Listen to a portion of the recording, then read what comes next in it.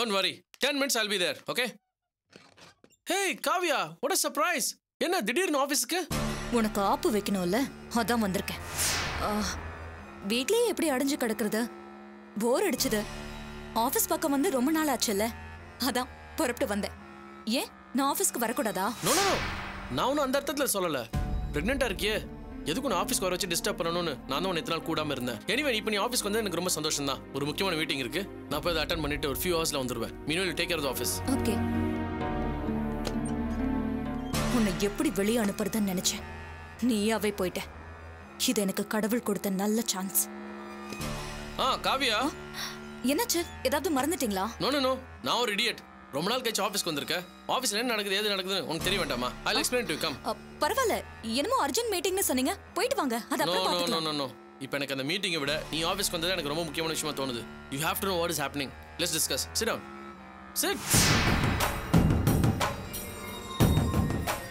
நீ உள்ள நாள் ஆஃபீஸ்க்கு வராதனால காவியா காஸ்மெட்டிக்ஸ் நான் தான் பார்த்துக்கிட்டு இருந்தேன். ஒர்க் லோட் ஜாஸ்தியானதுனால காவியா காஸ்மெட்டிக்ஸில் ஒரு சில ப்ராடக்ட்ஸோட மேனுஃபேக்சரிங்கை ஸ்டாப் பண்ணி வச்சிருக்கேன். இன்ஃபேக்ட் these are the இவன் போக மாட்டான் போல இருக்கே. சரி, இதெல்லாம் நான் பாத்துக்கிறேன். என்னால உங்க மீட்டிங் டிஸ்டர்ப் ஆக வேண்டாம். இதெல்லாம் நான் பார்த்துட்டு இருந்தது தானே, எல்லாம் எனக்கு தெரிஞ்சதுதான். நீங்க கிளம்புங்க. இல்ல கவி, இத்தனை நாள் கழிச்சு நீ ஆஃபீஸ்க்கு வந்திருக்க. நான் இங்க தானே இருக்க போறேன். நீங்க முதல்ல உங்க வேலையை முடிச்சிட்டு வாங்க, நம்ம அதுக்கப்புறமா அதை பத்தி டிஸ்கஸ் பண்ணிக்கலாம். அப்படிங்கறியா? Okay, not a problem. நான் போய் மீட்டிங் முடிச்சிட்டு வந்துறேன்.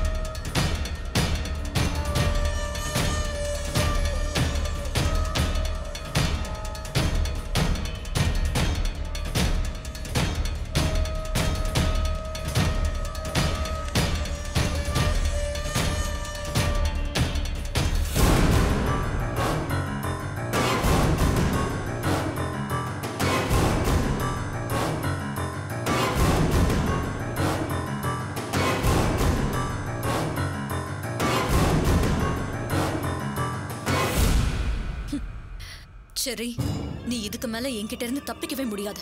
உன் சதி வேலை எதுவா இருந்தாலும் இந்த மைக் மூலமா எனக்கு அது தெரிய வந்துடும். நம்ம 2 பேருக்கும் நடுவுல பிரச்சனை வந்ததுல இருந்து நீ வீட்ல உன் பிசினஸ் விஷயமா எதுவும் பேசினது இல்ல. ரொம்ப சாமர்த்தியமா அவாய்ட் பண்ண. இனிமே எனக்கு தெரியாம நீ எதுவுமே பேச முடியாது.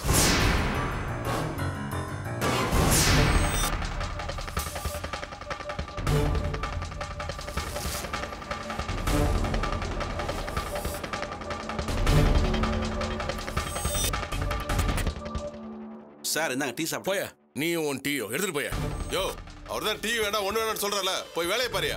ஹலோ, விசாரணைன்னு சொல்லி கூட்டிட்டு வந்து கடைசியில் இங்க வந்ததும் உள்ள வச்சு உன் போலீஸ் புத்தியை காட்டிட்டல்ல.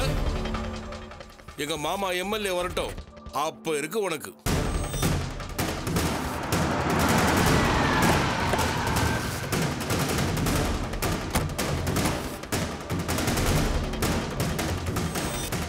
நீதான் அந்த இன்ஸ்பெக்டரா? வணக்கம் சார். என்னையா நினைச்சிட்டு இருக்க உன் மனசுல? எனக்கு வணக்கம் வச்சுட்டு என் மாப்பிள்ளைய தூக்கி உள்ள வைப்பியா? மாமா நமச்சி, என்னடா கொடுமை இது? நான் ஊர்ல இல்லைன்னு உடனே உன்னை தூக்கி உள்ள வச்சிட்டாங்களா? ஏண்டா போலீஸ் வந்தது எனக்கு ஃபோன் பண்ணி சொல்ல வேண்டியதுடா.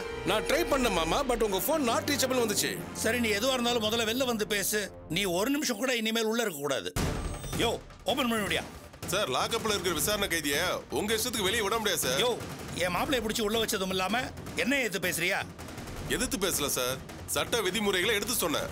அவர் குற்றம் செஞ்சதுக்கான ஆதாரம் ஆரம்பகட்ட விசாரணையில தெரிய வந்திருக்கு. என்ன விசாரணை பண்ண? என்ன ஆதாரம் இருக்கு? நான் ஊர்ல இல்லாத நேரம் பார்த்து நீ என் மாப்பிள்ளைய மிரட்டினியாமே. உன் பேர் என்ன? ஊர் என்ன? சார் சும்மா மிரட்டாதீங்க சார். என்கிட்ட கம்ப்ளைண்ட் வந்துச்சு, நான் நடவடிக்கை எடுத்திருக்கேன், அவ்வளவுதான். யோ, நீ என்ன பெரிய கடமை வரேனா?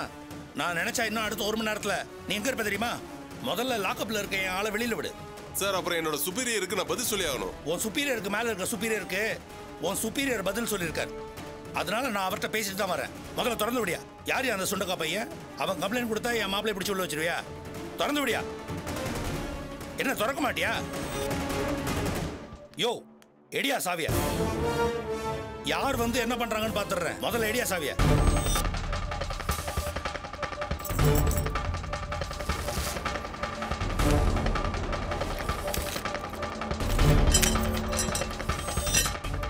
வாங்க மாப்பிள்ள.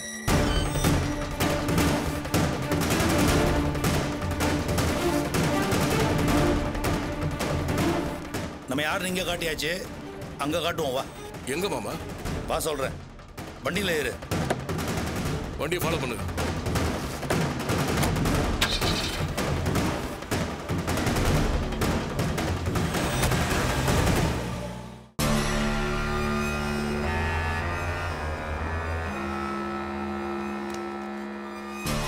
Hi dude. Hey hi Saran, how are you? ஃபைன்டா. அப்புறம் அந்த நவபாஷன சிலையை கடத்துறதை பற்றி ஏதாவது யோசிச்சிருக்கேன்? Any plans?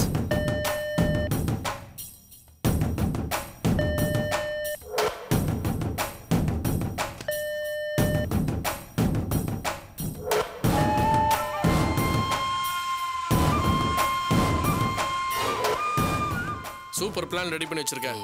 அந்த நவபாஷான சிலை கண்டிப்பா நமக்கு தான்.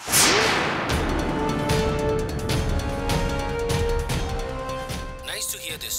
Very nice. What's your plan? அந்த சிலையை எப்போ கடத்துறோம்? எப்படி கடத்துறோம்? Don't worry man. அந்த நவபாஷான சிலையை ரெஜிஸ்டர் பண்றதுக்கு ஒரு நாள் முன்னாடி ஊர்வலமா அந்த ஏரியா ஃபுல்லாக வளம் கொண்டு வருவாங்க. இந்த விஷயத்தை நான் மேனேஜ்மெண்ட் மூலமா தெரிஞ்சுக்கிட்டேன். இதெல்லாம் எதுக்கு நீ கோயில் மேனேஜ்மெண்ட்ல போய் கேட்ட? நாளைக்கு நம்ம மேல டவுட் வராது? இவர் எதுக்கு இதெல்லாம் விசாரிச்சாருன்னு உன் மேல டவுட் வராதா? சரண், யாருக்குமே நம்ம மேல டவுட் வரக்கூடாதுன்றதுக்காக தான் அன்னைக்கு நம்ம 1 lakh டொனேஷன் கொடுத்துருக்கோம். அது மட்டும் இல்ல, இந்த இன்ஃபர்மேஷனை கேதர் பண்ணது கூட ஃபங்க்ஷன் அட்டென்ட் பண்றதுக்கு ஈஸியா இருக்குமேன்னு கேட்டு தெரிஞ்சுக்கிறேன்ற மாதிரி தான் அவங்க கிட்ட சொல்லியிருக்கேன். ஸோ யாரும் நம்மள டவுட் பண்ண மாட்டாங்க. ஓ, உற்சவத்தில் வச்சு தான் நம்ம அந்த சிலையை கடத்த போறோமா? Yeah, you're absolutely right. Hey dude, are you kidding me? ஃபங்க்ஷன்னா எவ்வளோ டிவோட்டிஸ் வருவாங்க, பாதுகாப்புக்கு எவ்வளோ போலீஸ் வருவாங்க, பல்லக்கு தூக்கத்துக்கு இந்த பக்கமும் அந்த பக்கமும் எவ்வளோ பேர் இருப்பாங்க. இதுக்கெல்லாம் மேலே பல்லக்கு மேலே ஐயருங்க வேற இருப்பாங்க. இவ்வளோ பேருக்கு மத்தியில் வச்சு இந்த சிலையை எப்படிடா கடத்த போகிறோம்? என்னடா உன் பிளான்? ஏன் இந்த சிலையை கோயிலில் இருக்கும்போதே கடத்த முடியாதா? டூட், ஒரு ஃபங்க்ஷன்னாலே கோயில் எப்பவுமே க்ரௌட் ஜாஸ்தியாக தான் இருக்கும், செக்யூரிட்டி பயங்கரமாக தான் இருக்கும். ஸோ கோயிலுக்குள்ள வச்சு சிலையை கடத்துறது கொஞ்சம் கஷ்டமான காரியம் தான். ஆனால் அதே சிலை வெளியே வந்துச்சுன்னா கடத்துறதுக்கு ஈஸியாக இருக்குமென்னா இந்த பிளானே நான் போட்டிருக்கேன். Watts your plan? எனக்கு கொஞ்சம் டீட்டெயிலாக சொல்லு. I will explain you, don't worry. இதான் கோவிலுடைய மேப். நவபாஷான சிலையை உற்சவ மூர்த்தியாக டெக்கரேட் பண்ணி இதோ இந்த என்ட்ரன்ஸ் இங்கே தான் கொண்டு வருவாங்க. அங்கே ஒரு பல்லக்கு நிற்கும். அந்த பல்லக்கில் ஏற்றி தான் கோவிலை சுற்றி இருக்கிற இந்த 4 ரோட்லையுமே வலம் வருவாங்க. இந்த என்ட்ரன்ஸில் ஆரம்பிக்கிற அந்த உற்சவம் கோவிலை சுற்றி இருக்கிற 4 வீதியும் ஊர்வலமாக வந்துட்டு திரும்ப இந்த பாயிண்ட்டுக்கு வரும்போது கிட்டத்தட்ட 2.5 hours ஆகிடும். ராத்திரி வேலை உற்சவ மூர்த்தின்றதுனால டெக்கரேஷன்ஸ் எல்லாம் பயங்கர பிரம்மாண்டமாக இருக்கும். கூடவே ஒரு ஜென்ரேட்டரும் வலம் வரும். Look at the street. இந்த ஸ்ட்ரீட் ரொம்ப ப்ராடாக இருக்கிறதுனால அங்கே க்ரௌட் ஜாஸ்தியாக இருக்கும். ஆனால் இந்த ஸ்ட்ரீட் கொஞ்சம் நேரோவாக இருக்கிறதுனால பாதி கூட்டம் தான் அங்கே இருக்கும். நேரோவாக இருக்கிற இந்த ஸ்ட்ரீட்டில் கூட்டமும் கம்மியாக இருக்கும், செக்யூரிட்டியும் கம்மியாக இருக்கும். உற்சவ மூர்த்தி இந்த ஸ்ட்ரீட்டோட இந்த கார்னருக்கு வரும்போது ஏற்கனவே நான் பிளான் பண்ணி வச்சிருக்கிற மாதிரி கொசு மருந்து அடிக்கிற வேன் அங்கே கிராஸ் பண்ணும். கொசு மருந்து புகையோட புகையா நம்ம ஆட்கள் மயக்க மருந்து அடிச்சு விடுவாங்க. அந்த நேரம் க்ரௌடும் சரி செக்யூரிட்டியும் சரி எல்லாரும் மயக்கம் போட்டு விழுந்துருவாங்க.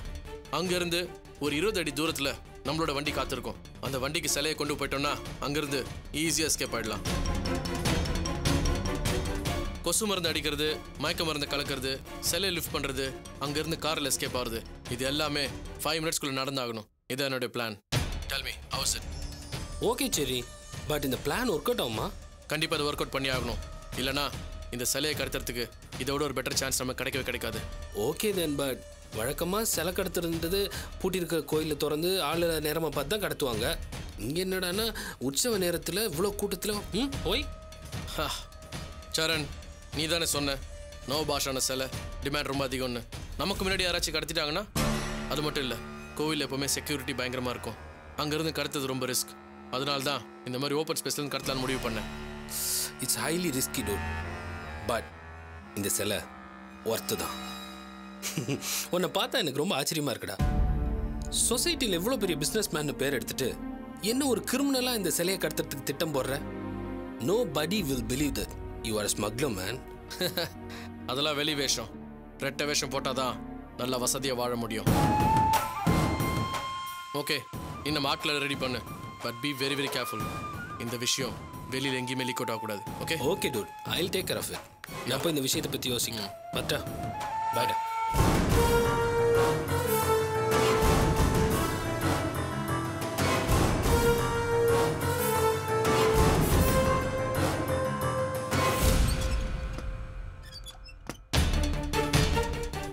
இத்தனை நாளா என் வலையில மாட்டிக்காம தப்பிச்சுக்கிட்டே இருந்தேல்ல, இந்த தடவை நீ வசமா சிக்கிட்ட. சரி, உன்னை கையும் களவுமா நானே மாட்ட வைக்கிறேன்.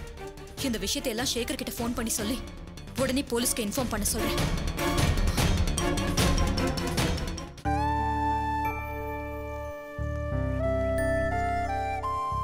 வீடு பூட்டி இருக்கு. பானு, அந்த வரேன்ப்பா. வீடு பூட்டி இருக்கு.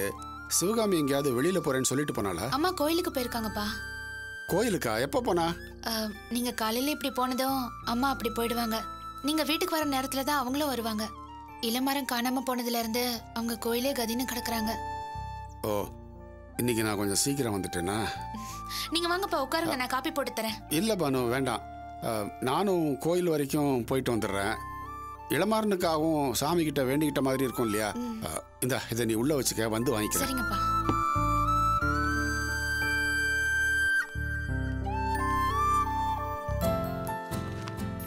வாசு அண்ணா, அந்த தண்டர் மோட்டர்ஸ்லேருந்து ரொம்ப நாளாக பேமெண்ட் பெண்டிங்கில் இருந்துச்சு, வாங்கிட்டியா? அதை வாங்கிட்டேன் அப்போவே. அப்புறம் இந்த ஆர்டி மோட்டர்ஸ்க்கு நம்பர் கொடுக்கணுமே, பேமெண்ட் கொடுத்துட்டியா? அந்த 2,40,000 அது எப்போ கொடுத்துட்டேனே. பரவாயில்ல வாசு, நான் இந்த எலெக்ஷன் வேலையில் ரொம்ப பிஸியாக இருக்கிறதுனால ஆஃபீஸ் பக்கமே வர முடியல. அதனால நீ தான் எல்லாத்தையும் பார்த்துக்கணும். உன்னை தான் நம்பியிருக்கேன். அண்ணே, ஒண்ணுமே பிரச்சனை இல்லைண்ணே, எல்லாத்தையும் நான் பார்த்துக்கிறேன். நீங்க இந்த எலெக்ஷன் வேலையெல்லாம் கரெக்டாக பாருங்க. எனக்கு எப்படியாவது நீங்க ஜெயிச்சு தலைவர் ஆகணும். நிச்சயமா நீங்க தான் ஜெயிப்பீங்க. நான் விசாரிச்ச வரைக்கும் உங்களுக்கு தான் ஃபுல் சப்போர்ட். அந்த நமச்சிவாயத்தை எப்போ போலீஸ் அரெஸ்ட் பண்ணாங்களோ அப்பவே உங்க வெற்றி கன்ஃபார்ம் ஆயிடுச்சு.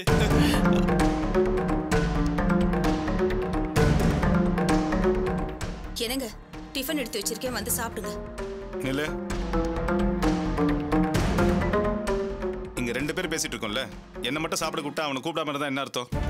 அண்ணே அண்ணே பரவாயில்லண்ணே, இது நம்ம வீடுண்ணே. அண்ணி கூப்பிடலன்னா என்ன, எனக்கு வேணா நானே கேட்டு வாங்கி சாப்பிட்றேன். இதுக்காக அண்ணியை போய் கோச்சிக்காதீங்க, நீங்க போய் சாப்பிடுங்க. பேசாமறா, கேட்டுட்டு இருக்கல, பதில் சொல்லு. என்ன மட்டும் சாப்பிட கூப்பிடுற, அவனை கூப்பிட மாட்டியா? அண்ணா பரவாயில்லண்ணே, எனக்காக உங்களுக்குள்ள பிரச்சனை வேண்டாம். நீங்க போய் சாப்பிடுங்கண்ணே, நான் வெயிட் பண்றேன். டேய், உனக்கு சாப்பிடுறியா? இப்படி மொட்டையா சாப்பிடுறியான்னு கேட்டா யார் தான் சாப்பிடுவாங்க? பிளேட் எடுத்து வை, சாப்பிடுவான். இல்ல, பிளேட் வச்சதுக்கு அப்புறம் வேண்டான்னு சொல்லிட்டா என்ன பண்றது? அதான் கேட்டேன். என்ன கூட கூட பேசிட்டு இருக்க? நீ எடுத்து வைன்னு சொல்றல, போ. அட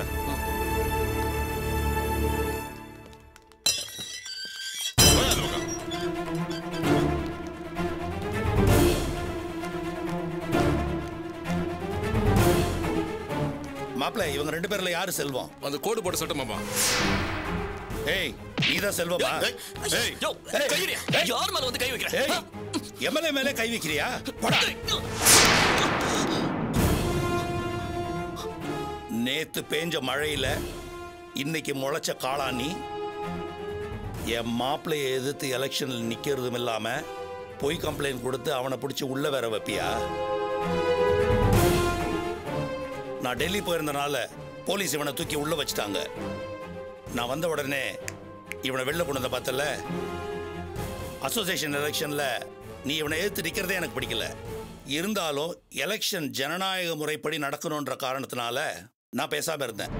நீ கைதேர்ந்த அரசியல்வாதி மாதிரி சிம்பத்தியை கிரியேட் பண்ணி ஜெயிக்கணும்னு ஆட்களை ரெடி பண்ணி உன்னை கொலை பண்ண ட்ரை பண்ணதா நாடகம் போட்டு என் மாப்பிள்ளை மேல பொய் கேஸ் கொடுத்துருக்க.